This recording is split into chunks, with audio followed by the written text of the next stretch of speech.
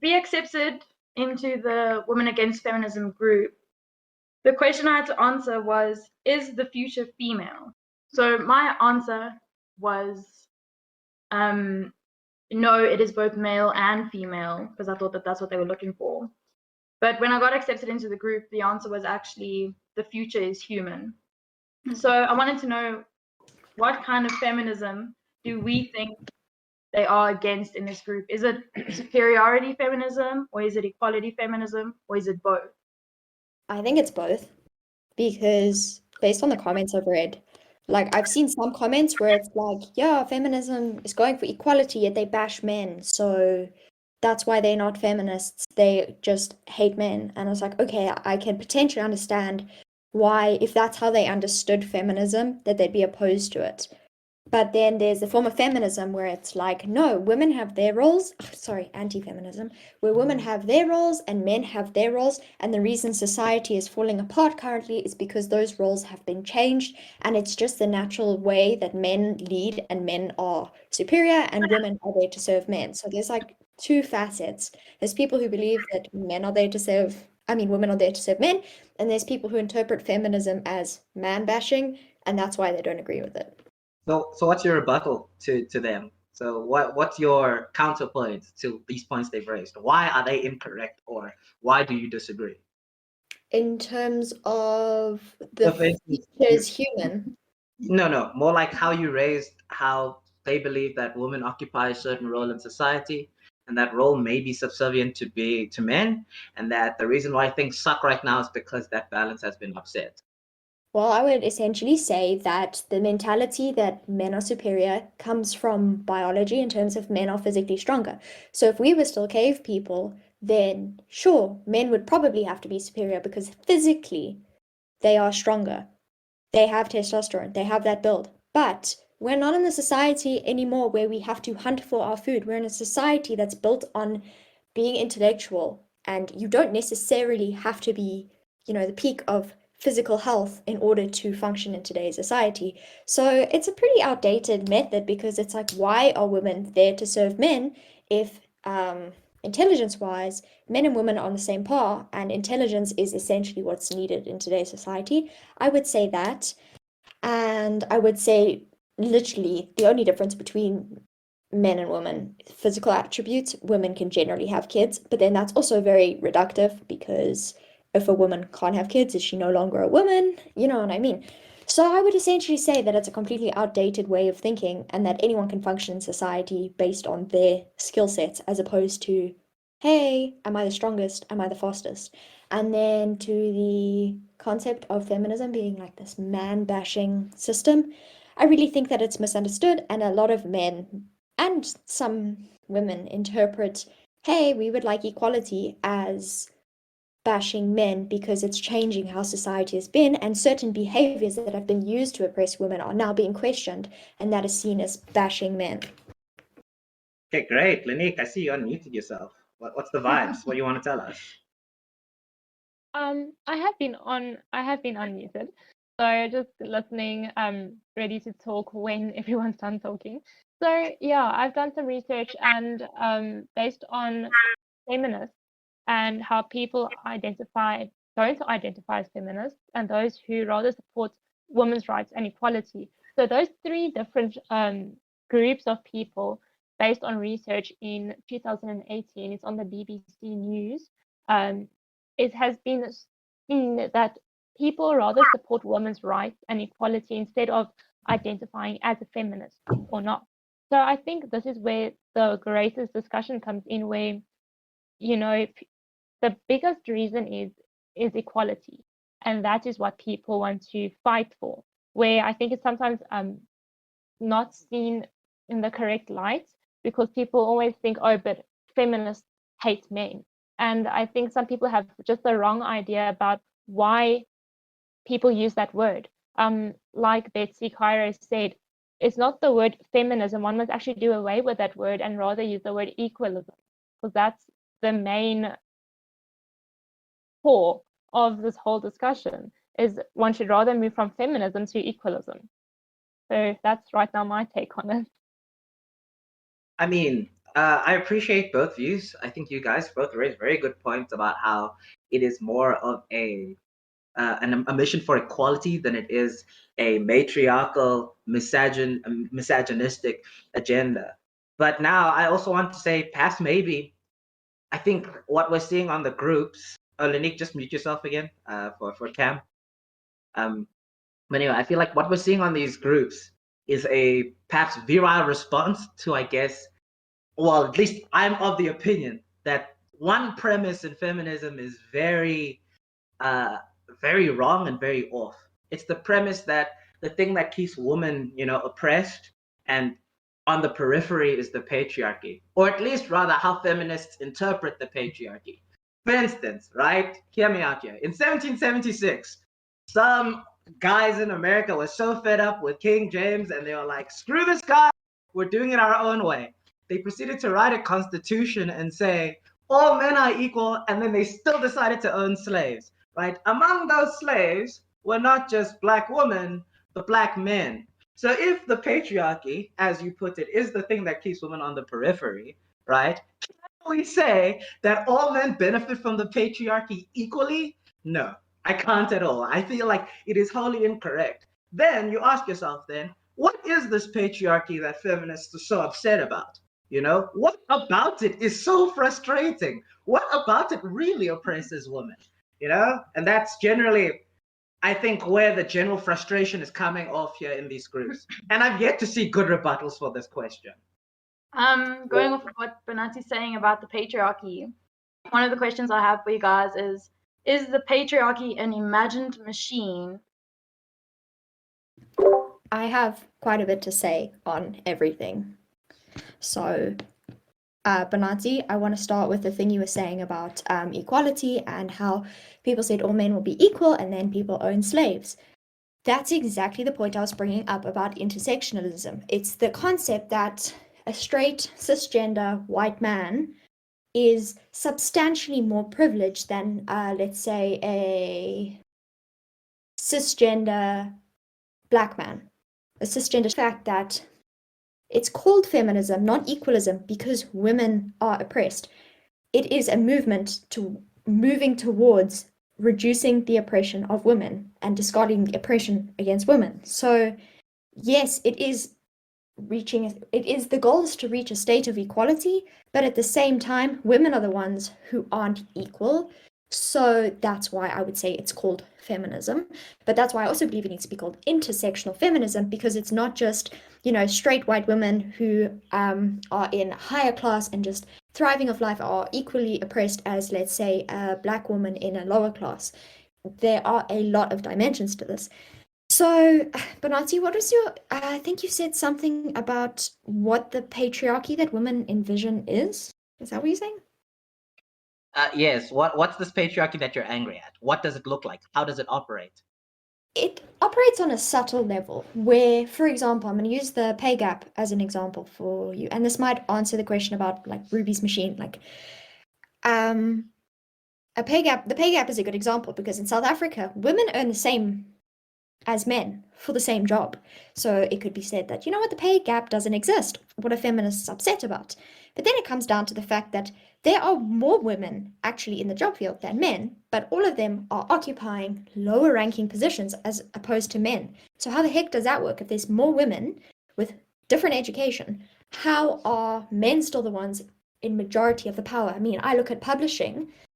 Women make up 80% of the publishing industry, but 20% of the high-ranking corporate positions. That's just an indication of patriarchy. And I would just say to the extent that the patriarchy would also be how men expect things. For example, the expectation of men. So if a woman walks past and she's beautiful, a man almost thinks he has the right to look at her. I spoke to a male friend of mine and he's like, yeah, I'll never ogle at women in the gym because, there's dangerous machinery. And I said to him, well, maybe you shouldn't ogle at women at all. And he said, women are just too beautiful. I can't help it. And that kind of is an indication of how the patriarchy just believes that women are for men to look at. Women are for men to touch. Women are for men's viewing pleasure. That's the patriarchy everyone's mad about. Just that expectation that entitlement that men have, where it's, I'm a man, I can look at this woman how I want. I'm a man, I'm entitled to that job.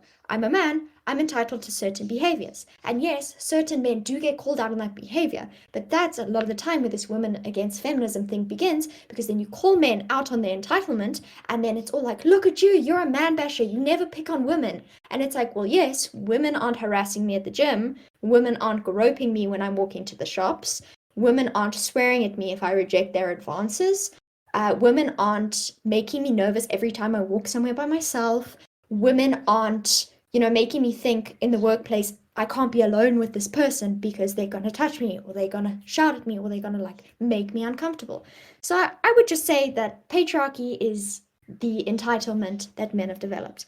And I don't think women have an advantageous position because of the patriarchy, because a lot of the time it's like, yeah, women have the advantage because if they don't like a guy and he talks to them funny, they can just say he harassed her. And it's like, you're ignoring the fundamental issues that is that situation. Those situations don't occur. And often if a woman said, this man harassed me, he did, because of the situation we're in society. So that's what I would say, in my opinion. Which is a lot. Lynique, do you have anything to add? Yeah, for me to share, I would say that most people that are against, or women that are against feminism, are often viewed as being ignorant or naive, and insist that they are not oppressed. But they make a strong argument that the patriarchy lets women vote, attend college, get a job, get divorced, run for political office, and own businesses on the same terms as men. And it isn't quite living up to its label. So it's interesting how the patriarchy still takes place and still works, and how it still influences us as women today. And in the same way, that what about being a man makes you to the top? I don't believe that there's any inherent quality to an individual in general that will determine whether they'll succeed in the corporate sphere or not. But instead, I think perhaps it comes to how men are socialized and how the corporate world operates. It's no mystery that the corporate world was built by men, right? And I'm not saying this as a way to say, yeah, men rock. I'm just saying it's a matter of fact. If women are excluded from business, this is obviously going to happen, right? Which means that when we go from our little tribal groups where we're, associating ourselves based on our relations to dudes and how we can prove ourselves to dudes, if your boss is a dude and you're a dude, you'll understand what he wants to see better. Doesn't matter. In fact, most corporate CEOs aren't even in their job positions because of performance. A lot of the time, it's networking and internal politics, right? I want you to go see things like Terranos is a company where that very thing I'm describing happened. Microsoft is another place where that happened. Blizzard is another place where this sort of happens, right? So yeah, just a bit of a rebuttal there. How do you know it's not how men and women have been socialized differently according to the culture, right? The next point I want to make is about white cisgender men being more privileged than, say, Black cisgender men. I'm going to argue, no, that's not the case. In our hyper-materialized world, right, where really whether you succeed or you fail or you struggle or you live in comfort is contingent on your ability to produce capital and maintain capital. Working class white men, at least today, in a neoliberal globalizing world, are in the same boat as working class Black men, right? For the same reason. And it's been that way since the 1900s, in fact, right? The Battle of Blair Mountain. A bunch of miners wanted to fight for a living wage. They were slaughtered by the US government at the whim of their mining owner. You tell me now, what about being white, cisgender, and male helped those individuals? If they were still slaughtered for wanting a better life. Similarly, in South Africa, we live in a country now where we have Black elites, very, very rich Black men who are as rich as very, very rich white men. Where do they fit in this puzzle? Can we still say that race is a determining factor as to whether someone struggles or not? And listen, the same Battle of Blair Mountain that happened in America happened in South Africa, and we know it as Marikana. So what being Black and cisgender changed the game here in a world with rich Black men in our society, right? So then you tell me, is this oppression Olympics that I see come up a lot in intersectional feminism, is it consistent with reality? Maybe. And finally, to address your points on sexuality, Now, I'm not saying that the consequences, well, I'm not saying that men also get sexualized, therefore, when women get sexualized, it doesn't matter. I believe when women and men get sexualized, the consequences are just different. You know, a man doesn't need to expect to be raped, and he won't be shamed for being sexualized. In fact, in our culture, men love being sexualized. You know, tell me, how many Marvel movies have you watched where the dudes keep on their shirts for the entire movie? You know, and that clearly isn't for the male audience. First of all, there's a difference between being sexually attracted to someone and sexualizing someone, and that's the fundamental difference in the situation. And I'm not saying men don't get sexualized, but I'm also saying in this situation, society has more respect regarding it. And I think one thing you also seem to not understand is just because there are certain outliers to statistics and situations doesn't mean that specific oppression doesn't still exist. It's like, yes, men get sexualized too, but that doesn't negate the fact that women have been constantly sexualized all throughout time, and still to this day, it's not even about the sexualization. It's about the possession that men have. They think, she's beautiful. I have the innate right to stare at her because she's beautiful. So that's the first point. The second point is, in terms of like Black men not being as oppressed as, let's say, white men in this sphere, if you look at statistics, Black men are still not necessarily on the same economic level as white men. You do get Black men who are, but you also get white men who aren't. But my point being, it's the fundamental structure, because everyone knows at the end of the day, if there's an employer and there is a white guy and there is a Black guy, there is a chance that the white guy will be chosen over the Black guy simply because of race. So just because there are situations in which oppression has been kind of shifted doesn't necessarily cancel out the fact that oppression still exists in society. And that's the same thing with women. It's like, just because, men, as I said, get sexualized, it doesn't negate the fact that women are now getting harassed consistently and it's not being changed, and there's no consequences of that. Because you say, oh, there's consequences, men get in trouble. Not really. No, not all the time. And I think one thing that's also misunderstood is education, because you can say, yes, now there's high-ranking Black men in South Africa. That's great, but is that the general consensus of the country? Because there are a few. And I mean, even look at our history, the history of education, people are still not getting proper education, especially Black people, because of the structure of society that hasn't been properly rectified. So, Ruby, what structure is fundamental? The question I'm asking, what about the structure is fundamental? So what about it means that this is just the bare bones, right? So if you had to tear everything apart, right, from the variables in individual thinking, if we had to remove the fact that not everyone ends up in the same destination at the end of it all, what about the structure will always guarantee the results that you claim are inherent to the system of patriarchy? For me, what my ultimate thing was with this Black men, white men, and then women, and what this patriarchy is, you're not conflating patriarchy with capitalism here. And why do you think the two operate as one, when in reality, one clearly is dominant in the discussion? I actually remembered your first point, what you were saying essentially about women being socialized. The thought of capitalism reminded me, because you're essentially saying that the best person for the job is going to generate the most capital, and that's essentially, in the capitalist society, what everyone will be looking for. So you're asking, fine, but then what about the patriarchy is then fundamental if it's not capitalism? So the first thing I want to say about the men and women being socialized differently, my first point is, okay, if men and women are socialized differently and the CEO is a man, why do we have that structure where if one person is socialized correctly, then they'll be able to function with the CEO as opposed to the other way around? So then why isn't it women being socialized properly because the female's a CEO and then men are oppressed?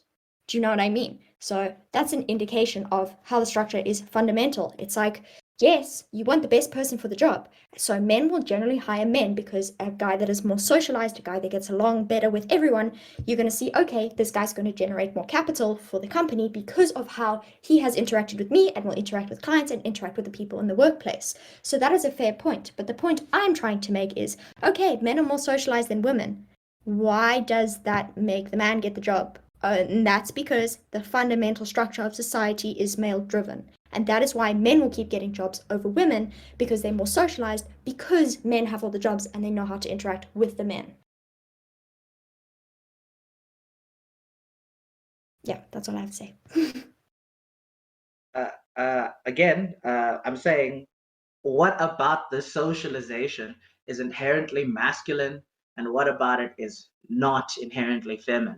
You know, because again, capitalism does not demand you to be very friendly with everyone, because then we'd be saying that women aren't friendly with everyone. The point I'm trying to make is that men are socialized to be cutthroat, you know, at least in our general, you know, discourse. For instance, male bullying tends to be very different to when women bully one another, right? In a study conducted by the University of Massachusetts, they realized that when men bully each other, it's for the approval of other male structures in the group, right? But when women bully one another, it's to make themselves feel better. So in a world where you're socialized as young men, right, to please the top dog, do you think that that's an inherently masculine thing? Or that's just a key of strategy that men develop differently to women, you know, or at least to young girls in the society that we've made. And mind you, our society is heavily influenced by Judeo-Christian values, hey? I'm saying men do bully for status, Cam. A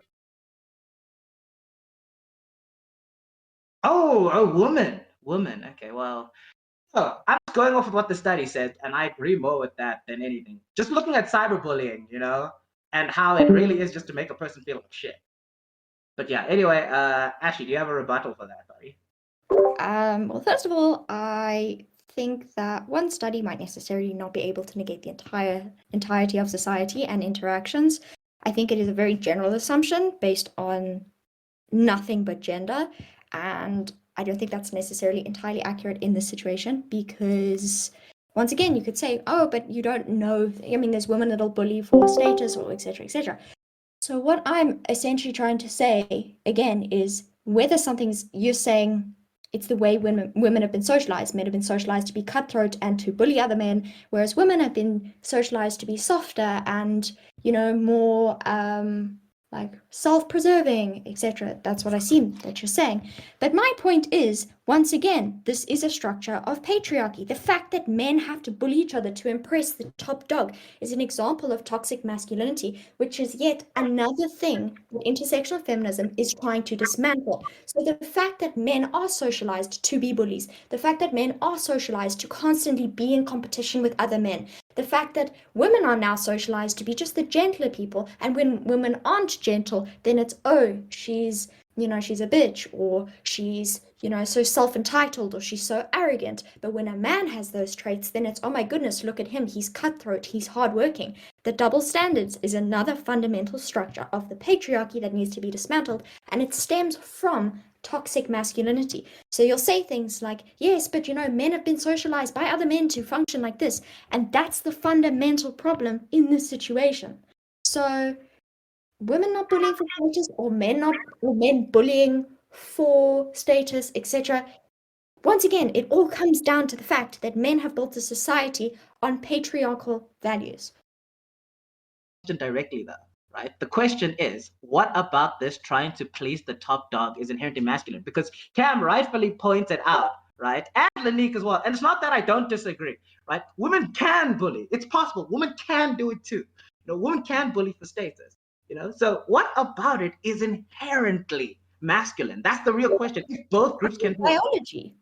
Biology, it's like, hey, what if both groups can do it, then what's the difference then? How can we say it's truly just a masculine thing? What about biology is so one question at a time I can answer, but I can't answer 7 questions at once.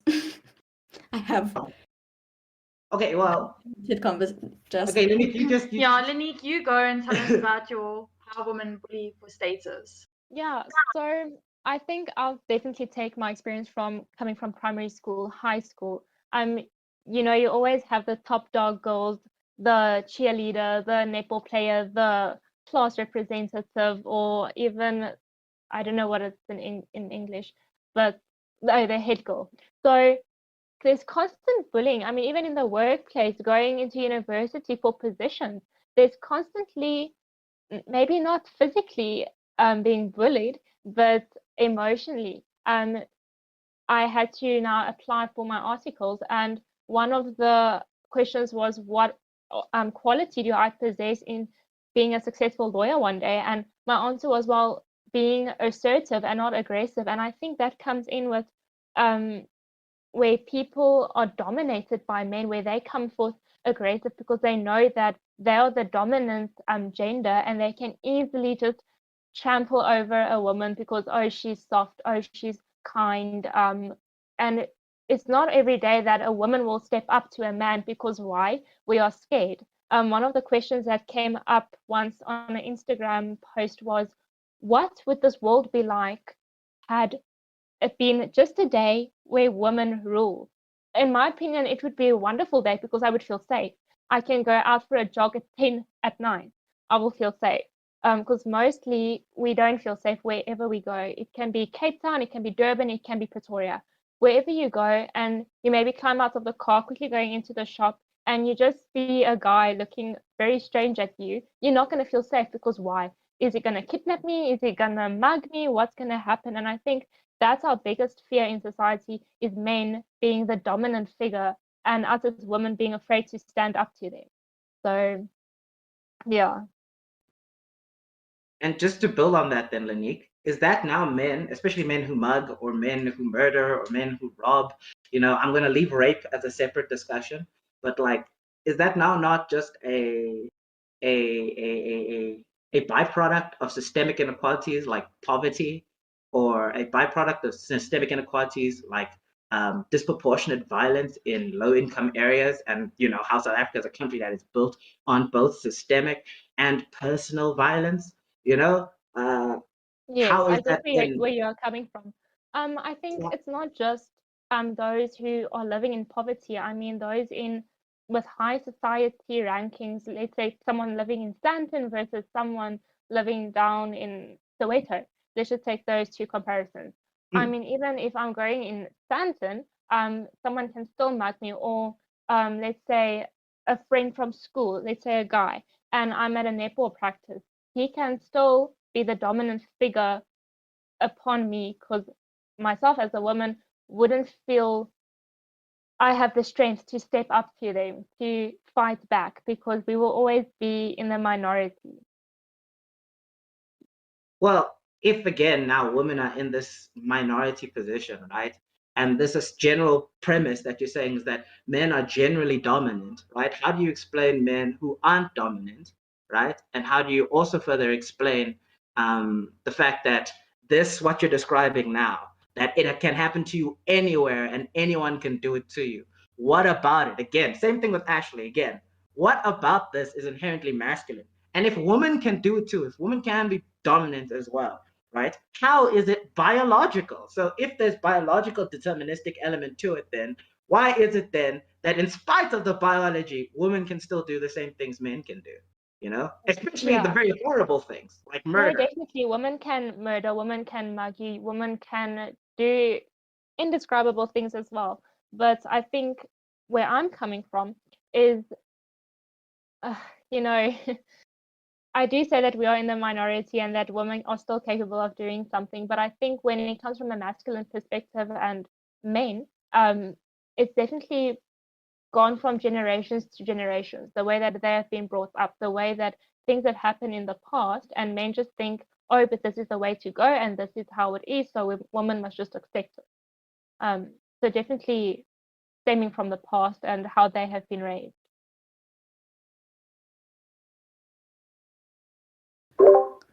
But it's actually what I mentioned earlier about this sense of entitlement that has been instilled in men because they are physically dominant. You may say, yes, but there's men who are not dominant and there are women who can be dominant. Once again, you're bringing outliers into the situation. So you're trying to essentially undermine the generalizations by using outliers. If you look at statistics, majority of the time, the man is the perpetrator. In rape cases, the man is the perpetrator. And often, 80% of the time, it's a man she knows. So essentially, what makes it inherently masculine? The entitlement that has been taught. And because men are generally physically dominant, and because of that dominance, they have built a society in which they have that sense of entitlement that they can carry with them in every aspect of life. So you said, oh, but isn't it going to be like what about their socioeconomic status? Like, what if you get mugged by, some poor guy? Yes. Or what if you get harassed by some guy on the street, And it's like, oh, yes, that can definitely be a factor. There's poverty, there's all sorts of things that can play a factor, but it's the fact of there's entitlement in men across the board. There can be a well-educated, rich university guy who harasses girls just as much as a poorer guy. So that is essentially the different point. But again, though, we come back to the same stumbling block here, right? I understand. Okay, can you measure, number one, dominance in a beaker? You can't. Can you, right, give me the stats for men who aren't violent versus men who are violent? And then will those stats reflect the same crimes that you're seeing, the same statistics that you're citing? Then as a further step as well, right? What makes an individual a rapist? Is it their inherent prowess? Is it the inherent existence of the penis on them? Or is it something else that makes an individual a rapist? Again, how do you rationalize this? What about these things are masculine? Again, I think particularly with rape especially, we've politicized that to the point where we can't solve anything.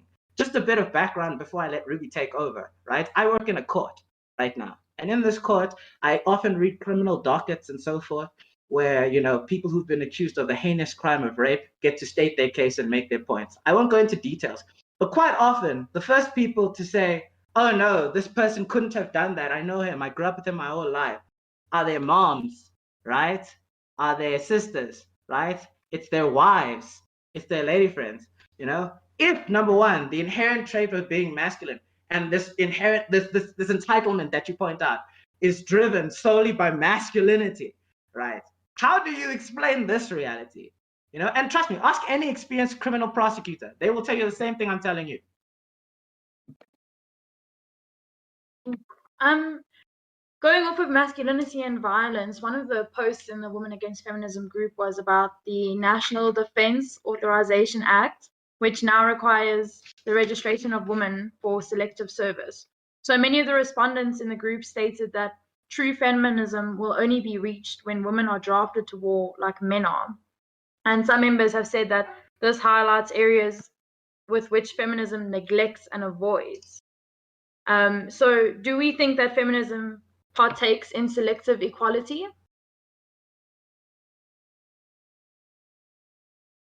I would definitely say that it partakes in selective equality. I mean, they are definitely majorly for women's rights and that which surrounds women. And then when one looks at it again, they're actually fighting for equality. I mean, all of us are fighting for equality for, despite which gender it is, it's for equality. And if I can come back to the point of, is the future female?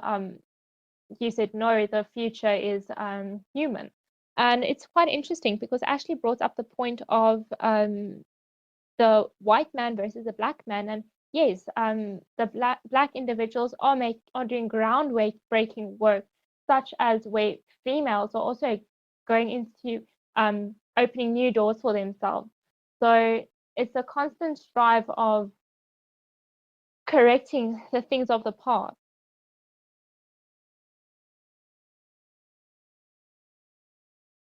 That's good. I like that. But again, as a person who majored in history, again, this correcting things of the past, right? Yes, I understand the way inequality looks like today is because the world was indeed always driven by men before we decided, let's change up the formula a bit, right? Yes, I do agree inequality that exists between people of different races comes from a time where we were racist. But why still to this day it stays the same? Is it because white people are still racist? Is it because men are still sexist? I am not convinced by that argument, unfortunately. I believe that capital plays a role here. It's economic. It makes for good money building if there is a good base of poor people to work off of so that one guy can get rich. It makes a great base of money if you have a lot of women who want to vie for CEO and are willing to cut at each other's throats, right, to get CEO, right? And then just give it to a dude anyway, just because you can, That is definitely true. It also has to play on who knows who. And that's the sad part for me in the business place is you need to have the contact. You need to, especially as a woman, I actually saw this last week with myself. studying law, aspiring to be a lawyer, advocate, and then I get someone saying to me, oh, but don't you rather want to go into education, become a school teacher? And I was like, why? They're like, no, because you're soft, you are kind-hearted. Okay, I can still do that, but as I said earlier, I can be assertive instead of aggressive. Once one shows your assertiveness, the others around you will also have respect for you. And I think, again, that's where equalism comes in instead of feminism. Ashleigh, do you think that there is selective equality in feminism? To an extent, I definitely do, because, I mean, sometimes the agenda is adjusted to what seems to be prevalent at the time being. But I also do believe that, just like any movement, this is a developing movement.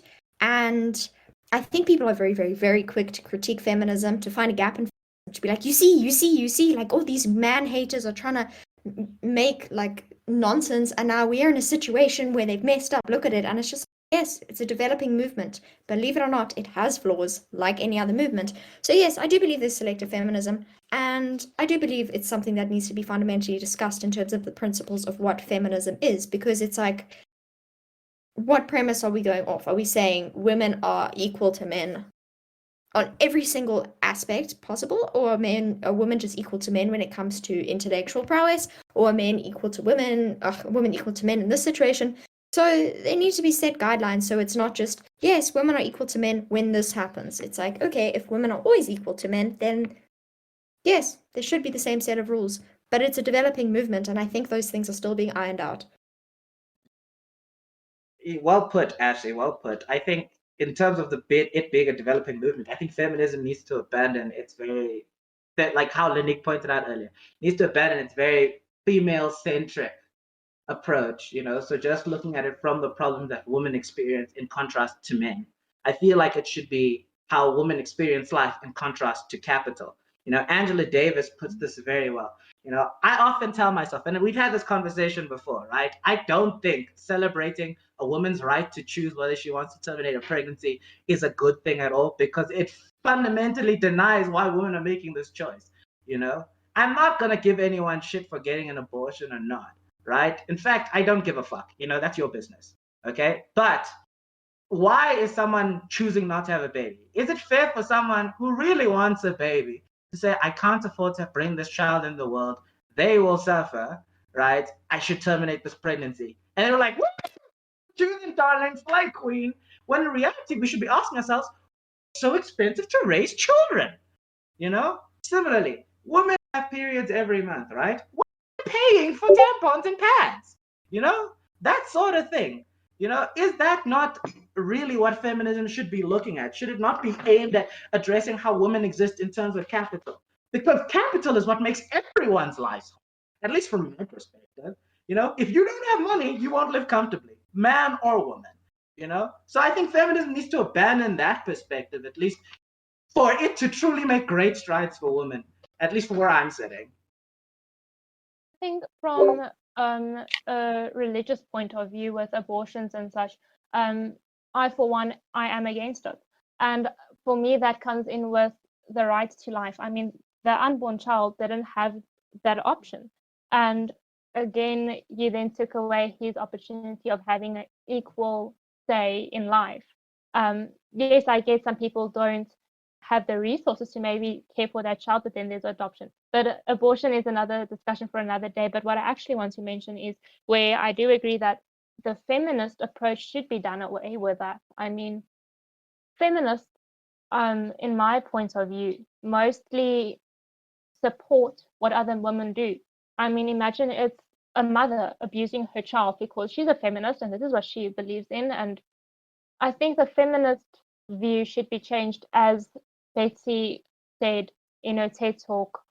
Feminism should become equalism. Not the word feminism should be done away with and implemented with equalism. I just want to touch on one point, Banathi. You say, yes, women will fall pregnant and they don't want the child because of the cost of raising the child. So we have to look at capitalism. great, but there's also another fundamental reason a woman wouldn't want a child, and that's because she doesn't want to be a mother. Like, it's that simple, and that has nothing to do with capitalism. That has to do with her individual choice. And does she want a child? No. So that's my first point. And my second point is, I don't think feminism, in response to Lynique, I don't think feminism is just supporting other women blindly. There are still fundamental core values. Like, obviously, abusing a child is wrong across the board. There are certain things that are wrong across the board. And if you can justify abusing a child, I will be, if anyone can justify abusing a child, I will be amazed by that, because certain things are fundamentally wrong. So it's not just blindly supporting women, it's supporting women's choices in terms of still a moral compass. So that's my opinion on that, and I still firmly believe that it should still be called feminism, because equalism, it means that it focuses on everyone as a whole and not the actual fundamentally oppressed group. So that's why it's called feminism, because yes, men and women should be equal, and men and women should be treated equally. Women shouldn't be put above men just because of the feminist movement. But in this day and age, women are still the oppressed ones. And that's why it's called feminism and not equalism, because even though we're striving for equality, one group has to be essentially elevated in order to reach that equality. I don't know, Ashley. Like, okay, I'm gonna turn off the devil's advocate switch here for a moment and say, what you're saying effectively sounds like this, right? We can't call it equalism because it considers how men fits into the picture too, you know? The vibe I'm getting. Secondly, again, if you're striving for equality between people, equality doesn't necessarily mean special treatment for other people. It just means a substantive improvement for other people. You know what I mean? So, like, it doesn't mean now I have to treat you differently on the basis of your disadvantage. It merely means that whatchamacallit, the obstacles that are in your way, we should try and move them, you know? That's what I read, at least substantive equality wise. Even our constitution embodies that ethos as well. And just to go a step further here and say that women are predominantly oppressed, I don't know, again, intersectional feminism, bro. Like, intersectional feminism. Is it just a woman or is it poor women and poor men? Because I think that poor women and poor men are in the same position. Life will suck the same all around, you know? Yeah, you tell me. My devil's advocate switch is on, bro. You tell me. I'm not too sure when your devil's advocate switch was on, but to proceed, I'm going to essentially say that if you really, really want to get nitpicky with semantics, then maybe call it equitism as opposed to equality, because okay, you want to say this group is unequal to this group, but we want everyone to be equal, so we're going to call it, we're going to be equalists. Cool, except we need equity, where one group currently needs more focus in order to get to the situation. So feminism is just focusing on the equity needed for women. So if you want to get nitpicky with semantics, use that word then. And second of all, I just think that you are completely misunderstanding the concept of intersectionalism. So it's essentially to say that, cool, let's say the patriarchy doesn't exist. Women are entirely equal to men. No problems there. Great. Black women will still be oppressed by racism. So essentially, she's still not liberated. So yes, to an extent, intersectional feminism would focus on poor men, but it is the intersectional aspect of the dimensions of oppression overlapping and the more focus needed. So yes, intersectionalism would focus on poor men, but it would most likely focus, it's a system of equity. So yeah, men would be involved to an extent of where more attention is necessarily needed to rectify these issues, if that makes sense. So yes, a poor man probably does not need as much attention to boost himself as a poor woman, because a poor woman would be impacted by, poverty and being a female, whereas a poor man would just be impacted by poverty. So there's different dimensions, which means different efforts need to be put in with different solutions to reach a system of equality. But we can't just say, oh, we're striving for equality without factoring in equity. Okay, we're just gonna have to pause quickly and do our intros. because Lynique has to leave in 5 minutes to go to another meeting, but we can carry on our discussion and then answer Cam's questions. So I'll start my intro and then Banathi can go, and then Lynique, and then Ashleigh. Okay. So hello, I'm Ruby. I'm the vice chair of PAM, and I'm also the host of this podcast, Women Against Feminism. I'm super excited to get this discussion going. Hello there, dear friends. My name is Master Banathi Nkehli. You can just call me Superman for short. I'll be the devil's advocate today. I'm here with my friend Ruby and Ashleigh and Lynique, and we're gonna have a good time. It's your turn. Hi guys, I'm Lynique Odendaal. I'm a second year LLB student at the University of Pretoria. I'm also the executive committee, part of Law House, serving under the sports portfolio, and I'm also part of Young Corporate Leaders, serving under the subcommittee for marketing and sponsorship. Hi everyone, I'm Ashleigh Pascoe. I'm doing my honours in publishing at the University of Pretoria. I did my undergrad in publishing at the University of Pretoria as well, and in my honours year I'm specifically focusing on intersectional feminism in the publishing industry.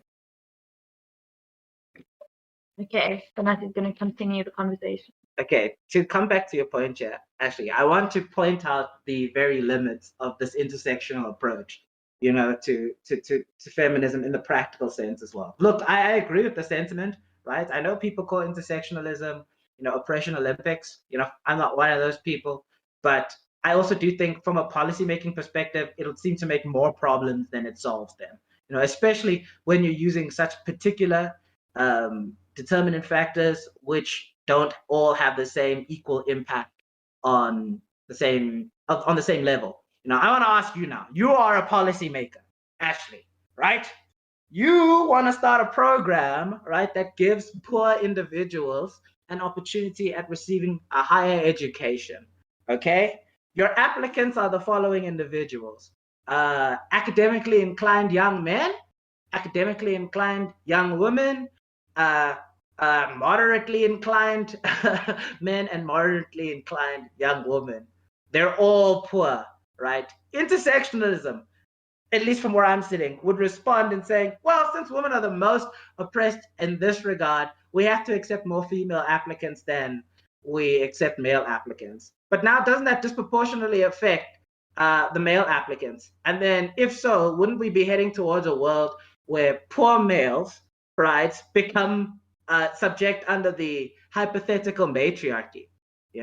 So you tell me, unless you have a different response to this policy question. Well, I mean, I don't think there'd just be one policy in the entire system. So assume there is one policy for this example. But I can't because there's no But thing. I'm giving you the example. Assume there is one policy. But you're assuming a hypothetical that doesn't really play out. That's the point of hypotheticals. It's just there to exist. Hypothetical is invalid because then I could say hypothetically, if roles were reversed and men were in the position of women, would there be such thing as men fighting for equality? Do you know what I mean? I can't answer a hypothetical question with certain guidelines because that's the point of a hypothetical. Other than that, my point that realism of the situation, so it doesn't contribute to the conversation, because in this situation, for intersectionality, there would not be one, because yes, then you would choose both individuals. You would choose men and women, but there would more likely be okay. And I think you just proved my point. And mind you, just to bring you on the reality. No, I'm not done. No, listen. Okay. In this situation, they wouldn't just be, okay, so let's pick women over men because, women are more oppressed. It'd be the situation where there would be other structures in order to help women. So the women would get structures in order to help women on top of getting the situation you spoke about, because there's not one situation. It's a whole collaborative society. So that's my example. So you can't speak in hypotheticals when we're speaking about these situations. Okay, well, here's a real life policy decision then, since you want actual case studies then, right? In South Africa, we practice affirmative action rules and so forth. These affirmative action rules exist to close the gap between poor men between black men or black people and white people in South Africa, right? And that's just purely on that. Let's just leave it at there for a moment, right? In the 20 odd years, affirmative action rules have been active and available in our societies, right? White individuals in South Africa still make more than 4 times of this country's GDP, right? Which means the white family's income is 4 times greater than the black family's income on the same level, right? If these affirmative action laws were so effective, right? And mind you, I don't think the problem even comes in their application. I think this is purely a consequence of their application, right?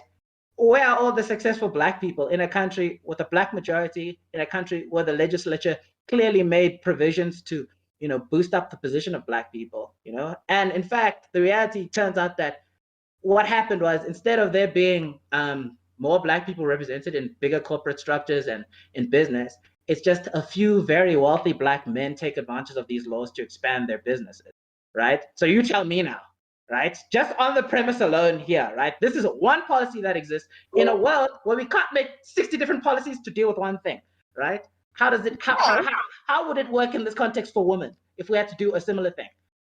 Well, first of all, I'd like to say that you answered your own question from earlier, where you were telling me that white men and black men, a black man is not more oppressed than a white man. So I would like to thank you for that. And second of all, in a situation for women, it would work in a very similar manner, in the sense that, okay, affirmative action isn't necessarily functioning in society, but it's not to say that because one situation didn't function that there aren't other solutions. Obviously, I cannot just give you a solution off the top of my head. I do not work in government and I do not work in law. I do not understand how certain things work, so I can't just say, yes, this is exactly how it would be done. But my point is, we need to move to a structure where every single person in every single facet of life is contributing to the situation in which they understand. So I would not be able to tell you, yes, this is how we fight the patriarchy in the structure of law in the country. I can't tell you that. But in publishing, I could. Hence, every single person making individual action in their specific area. So I can't answer that question because I do not work in that sector. I do not understand the function of those things. But if you were to ask me directly in publishing how it would work, I could give you answers. Okay, just to bring clarity on this question, I supposedly answered myself. The reason why white individuals still remain richer in South African society is because of the nature of capital. When, say, a rich white man dies and leaves behind his wealth for his sons, he's not just leaving behind his house and what was left in his bank account. He's leaving his businesses. He's leaving his assets and key resources that they end up perpetuating and pushing down. And since South Africa is becoming an increasingly deregulated society in terms of price regulating and so forth, that's why businesses largely owned by white individuals due to historical inequalities continues to grow.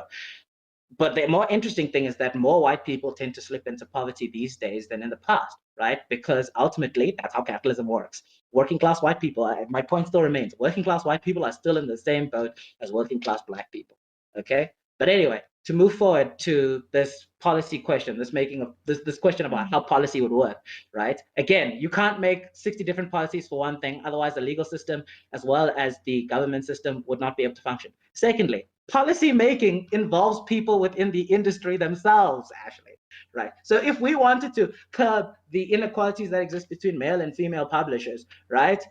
Publicists, right? The real question is now, okay, you can't ask me, the lawmaker, or me, the lawyer, right, how to solve your problems, the publicist. So you can't now say, I don't work with government, so I can't come up with policy. People who work in these sectors tend to give their own solutions, right, for how this works, Again, I think, for me at least, it should not be these particular identity markers. It should probably be these broader, more systemic markers, such as being a working class individual. If you're working class, sucks for you. That's the bottom line. Working class man, working class woman, working class white, working class black. Right? Can you tell me now how a person's experience with capital all of a sudden changes on the grounds of their genitalia? Can you answer this at least directly?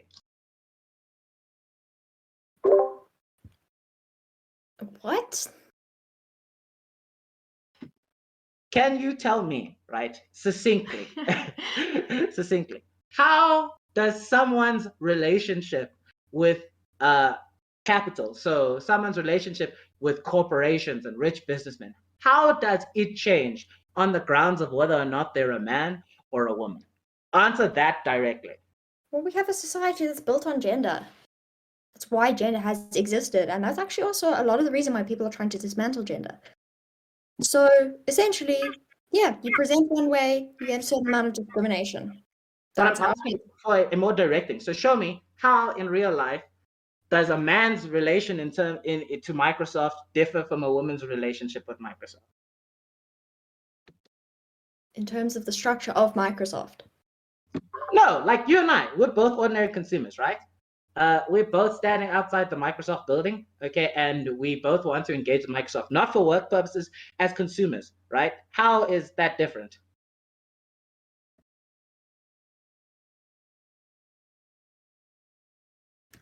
I'm just going to be 1,000% honest. I really do not know what you're talking about. I'm asking you, right? The premise that we're going off here is that we live in a society that's built on gender and we need to dismantle gender, correct? You say, so I'm asking you, right? If this gender determinant is so apparent in every facet of our society, right? How is it different when I am engaging with Microsoft as a consumer and when you're engaging with Microsoft as a consumer? How is it different if we're both cashiers, male and female? How is our experience different, bro? What has Microsoft got to do with the fact that patriarchy exists in society? I'm really not understanding the purpose of your I'm question. trying to point out that these big corporations we have, right, have such a strong influence in our lives. It could be Microsoft, it could be McDonald's. I want to ask you, how is that influence different if I'm a man and if you're a woman? Influenced how? If you're engaging with the company? Ruby, do you have any other questions? Because this is just going in. Yes, I do. I'll help. Please. I wanted to specifically for you, Ashley. I wanted to ask. One of the posts on the Women Against Feminism group said that feminism destroys femininity. So I wanted to know, like, do we think it has, or I personally think that it has expanded the definition of femininity? I agree. I feel like it's enabled femininity to be anything that specifically applies to what a woman would like to be. It's taken, traditional roles and said that's not what makes a person feminine. What makes a person feminine is what they choose to engage in. So it actually expands the idea of be feminine, because if you look at society a few years ago, they'd be like, yes, being feminine is, looking after the children and cooking and cleaning and getting nails done, etc. Now you can look at a different society where being feminine could be seen as working in corporate or starting a business or being an academic or even not having children. You know what I mean? So yeah, I personally don't believe it's destroyed femininity. I feel like it's redefined it. But I think maybe perhaps in the Western context, it's only redefined femininity. Because again, cross-culturally, what's considered feminine and what's considered masculine will always vary. So I think rather this is a moot question, at least in my opinion. It makes no sense. Perhaps maybe culturally we've changed our roles, but then what about metrosexual men? In a different era, they would have been called feminine men, So what's our take there then? If we can say the femininity has been redefined or changed by feminism.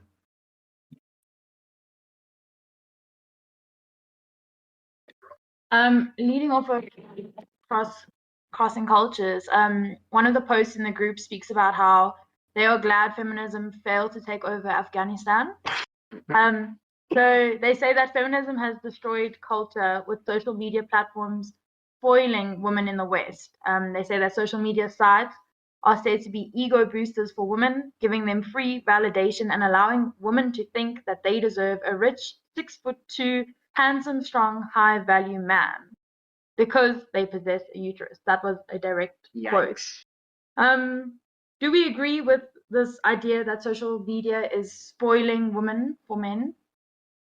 For men and their expectations. I don't think social media. I think social media is just bad for everyone, Because I mean, the same way that you get influencers making women feel insecure about their bodies, you also get all those gym bros were telling us to go to Yes. the house of games, they also make men feel insecure about their boys. I have a roommate, shame man.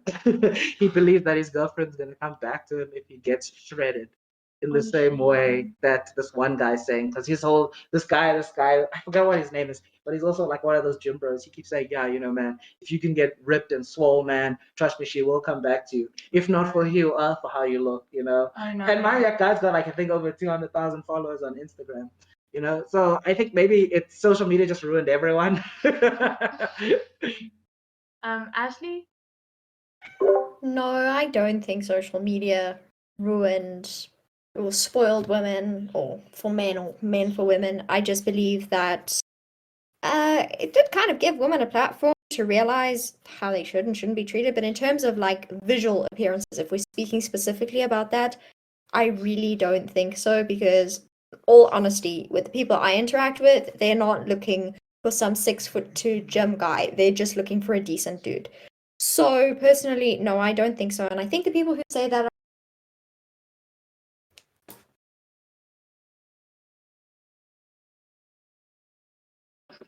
You cut off at the end there. Can you just repeat the last part, Ashleigh?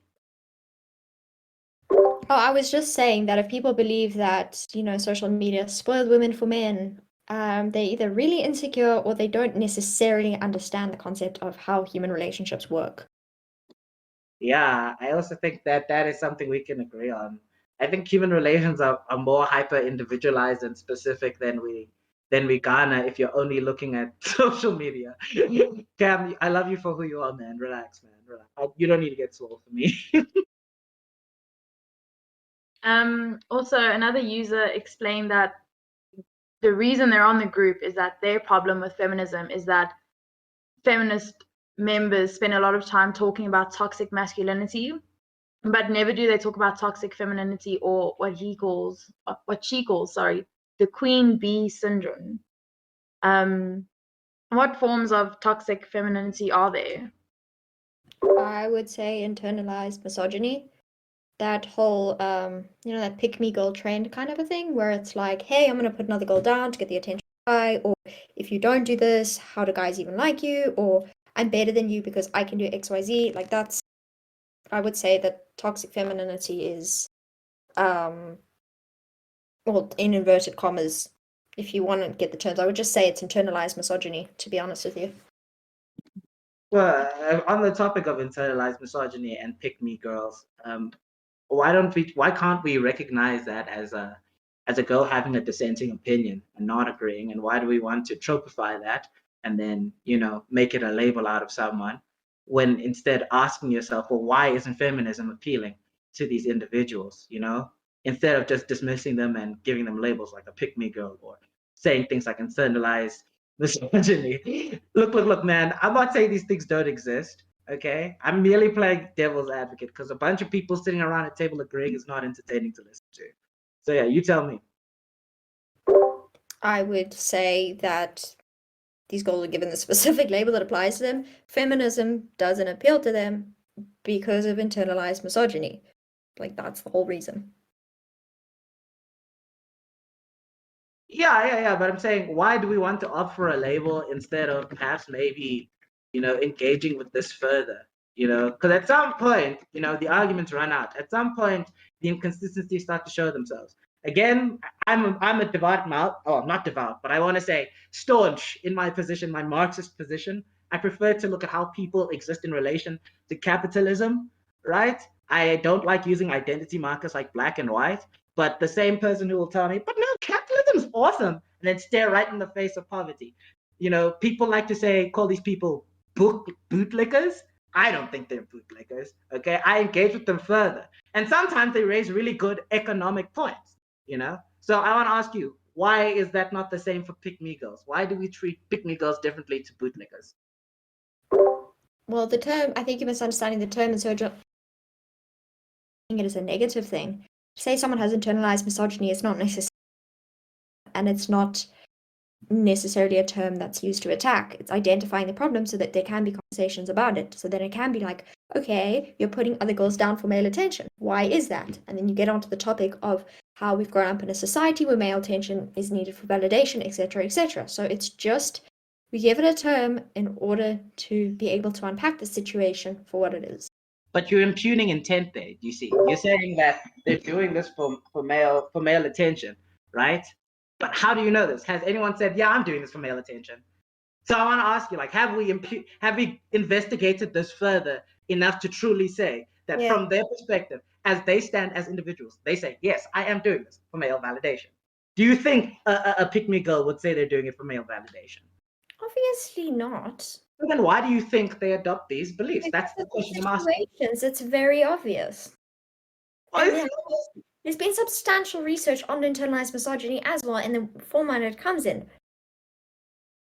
Anyway, okay, well, elaborate further, please. I think that Cam has questions. Hey, how's it going? Hi. It's been a while. You good? Everyone? Anyone? Here. Answer your questions.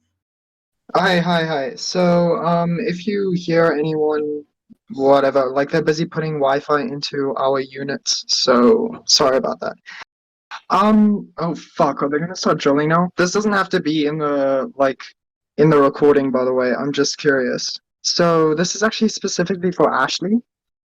So I was actually having a conversation with a guy recently, and like I find that my conversations with guys are always kind of circling around this, or like they have similar opinions to this, and it kind of bugs me because I don't really have like a solid argument against it. Okay, so this can also be for Ruby, this can also be for Banathi, it doesn't really matter, but I'm just curious. So we were talking about why some women may be discouraged from having high level positions like CEO, for example. And their argument was that women may be discouraged from it because of women's potential to go on maternity leave. So my counter argument to that was like, well, if someone's going to work to become a CEO, they're not just going to give up their job or like put their job on the line to have a baby. But then the question, I guess, kind of comes into like, where does women's rights stand when it comes to like having a baby? Are they allowed to be? Oh my God! Like I was about to say, are they allowed to be like, not dejected, but like prevented from having a position just for being able to have children? So yeah. I don't think that they should be prevented from having certain positions with children. I just believe the structure, operations and stuff have been built around men. So I believe that the answer actually lies in readjusting the system to suit women, and that can be done in a multitude of ways. But it can maybe start with also paternity or incorporating childcare centers in the actual building, etc. But in terms of them leaving for a little bit, I just believe that in a situation of taking maternity leave, if the business is going to crumble because one person is taking a few weeks leave, and I know that they are like the fundamental part of the company, but they can set up a structure beforehand so that just for a few weeks or even months that they're gone, the whole company can fall apart. One person, I don't think the structure of management is very stable. So I believe in changing the system of how companies are laid out to accommodate women more, but also just to be more realistic in terms of people and structure. That's my opinion. Oh shit. I agree with you. I also think that saying that is under the assumption that every single woman that you're employing is going to have a child. Exactly. We know that that's not true. Well, I mean, just to also further build on that question, I don't think this is an inherently feminine question in the same way. Well, unless someone here can tell me that they were born out of a vacuum and they didn't have a male donor involved. So I think a simple solution to this would be doing what the Scandinavian countries have done. I forgot which one it is. It's either Sweden or Iceland, but they decided to give men maternity leave that was just as long as women's maternity leave. And they found that women still didn't chase these high-ranking positions in the Netherlands, in spite of the fact that women are given many supplementary positions for when, situations like this occur, such as pregnancy and periods and so forth, that may hinder their ability to perform at work. In the same way that in a country that has gender equality, I think the highest gender equality in the world is the country I'm talking about. We'll look this up later. Oh, wait, I need to ask. Yeah? Are you a Jordan Peterson fan? No. But I'm not an idiot. I also understand when things are specific to a country and a culture, Okay. And would this work Sure. in South Africa, for instance? I don't think giving men the same amount of maternity leave as women would give them the same, would produce the same result. But the point I'm trying to make is, have we considered how men can perhaps, support working women, when they fall pregnant and when they have children? There's so much that it doesn't disrupt the workflow. Because I like, in terms of business strategy, I do see how a person falling pregnant and having to be out of commission for at least 3 to 4 months would sink the ship, and not because of instability. Some people have a better business sense. Some people are better negotiators than others, and that's irrespective of gender, And if it happens that your top negotiator is a woman and she just gave birth, you're fucked. Yeah, so I don't know. You guys tell me, man. I don't see it working the same way, but I do think we need to include men in this conversation and see this more as a practical problem than it is a female or a masculine problem.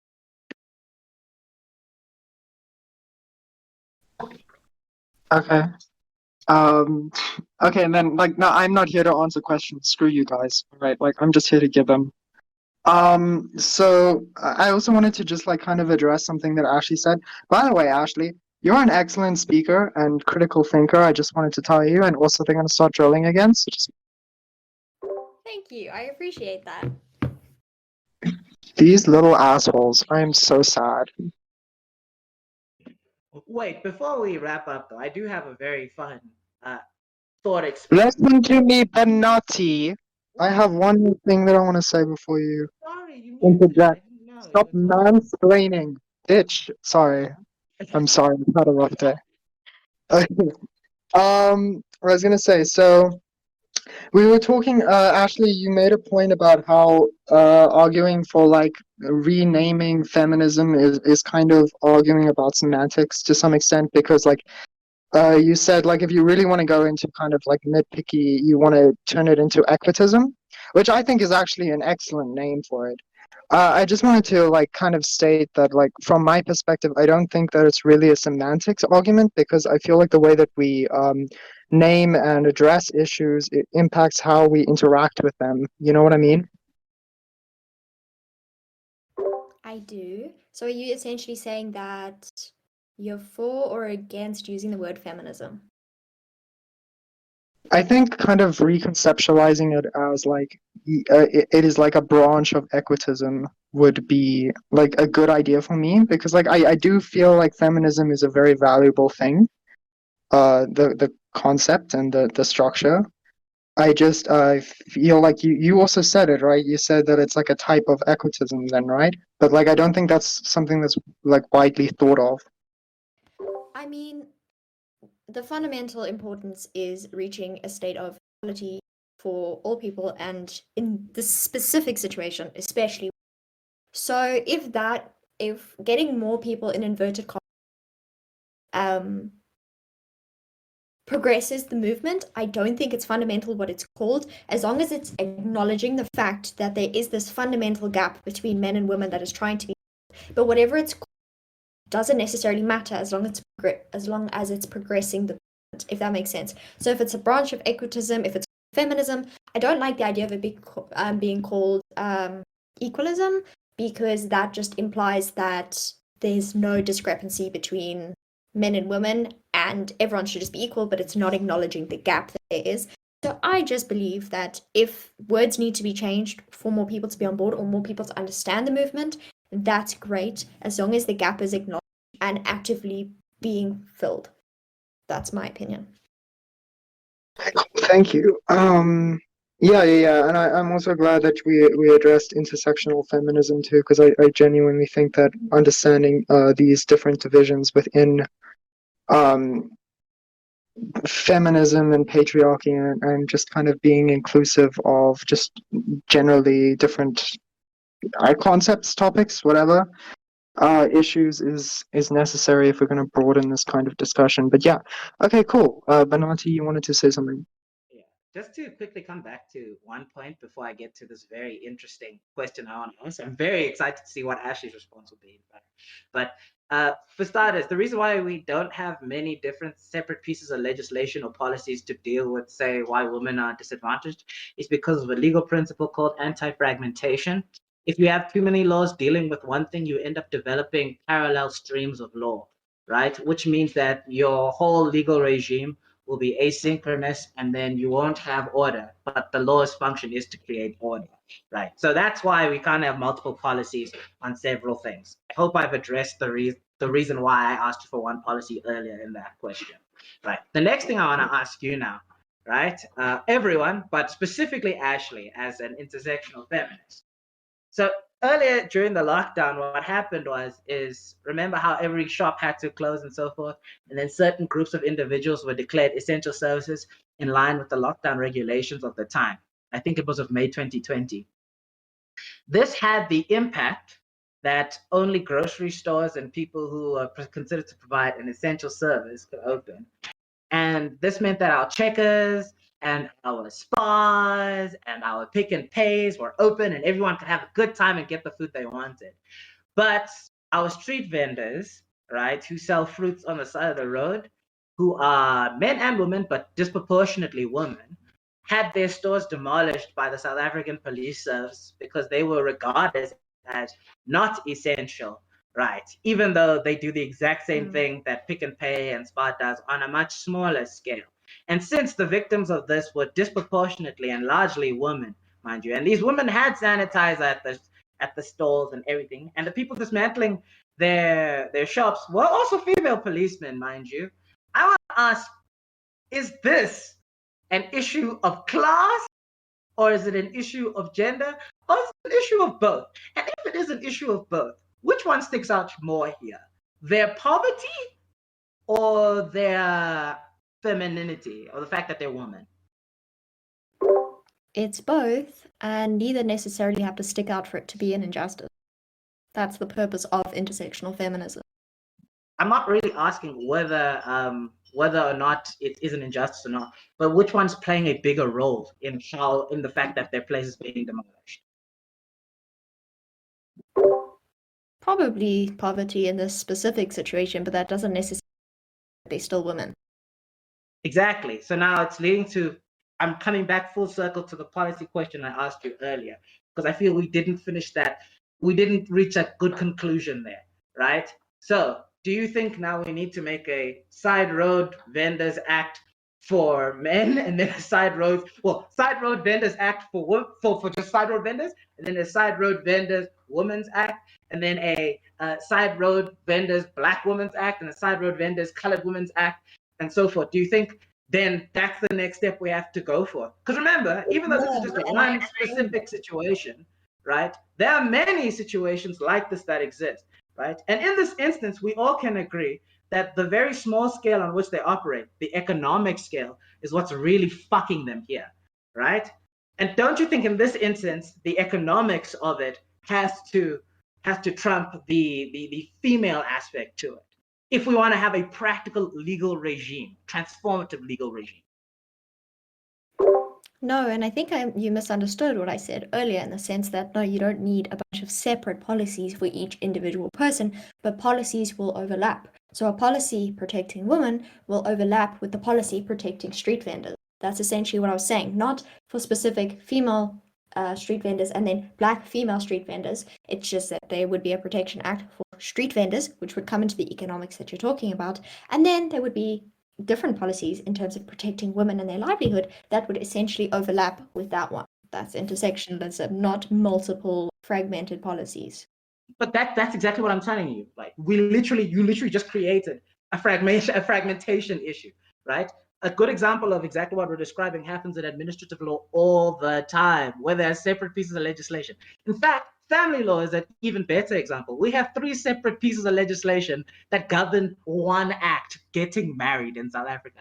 As a result, it's created so many damn problems, even in the overlaps. In fact, it is those overlaps that create many of the statutory interpretory problems, right? So again, we need one unified body. Most legal regimes succeed under one unified body. But then, Banathi, what is the solution? The solution is one unified body of laws, like I'm saying, right? So we can't have 60 different laws that deal with the fact that people who deal street vendors who deal fruits on the side of the road get their shit demolished by police when the rich guys want to benefit from lobbying politicians, right? It's very clear that in this instance, that economic factor is what matters, right? Any inequality that exists between men and women will have to be an industry solution, which means that among street vendors themselves, they have to figure out how men disadvantage women, right? It can't be a policy thing. Otherwise, you'll come across the same problem I'm listing here. You're the one who brought policies into this situation as a solution, taking your own idea and saying policies won't work. So I don't know who you're arguing with, because I wasn't the one who brought policies to the table. You were. And now you're telling us our policies wouldn't work. And I'm like, it was your idea, mate. We live in a democracy, right? And in a democracy, we have separation of powers, right? We have the judiciary, the legislature, and the executive. The only way democracies, especially government solutions, get done is through policy. That's why I brought it up, right? What I was trying to get at here is how intersectional feminism as a framework of viewing things is limited, right? It's so limited and impractical on a policy level. That's the point I was simply raising here. And mind you, I'm not opposed to policies as a solution. I'm just saying our policies need to be more focused. I think intersectional, well, why am I saying intersectional? Intersectional feminism tends to, well, just any intersectional thing, tends to muddy the waters and make it impossible to follow what you're trying to solve, And that's the point. I wanted to show you the limits of thinking this way. There are very palpable and dire consequences that follow if you keep thinking this way, because you end up making the problem worse, not better. Especially from a policy perspective, right? Because I'm simply viewing this from a policy perspective. I'm not saying the whole regime is fucked up and useless. I'm just saying from this perspective, policy, it has a lot of issues.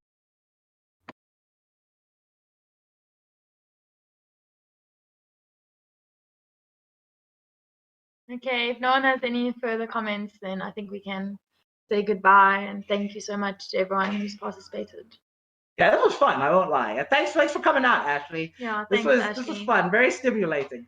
It's been a while since I've been out here. It was a fun time. Thanks, Cam. Have a nice day. You too. Bye, you too. Bye.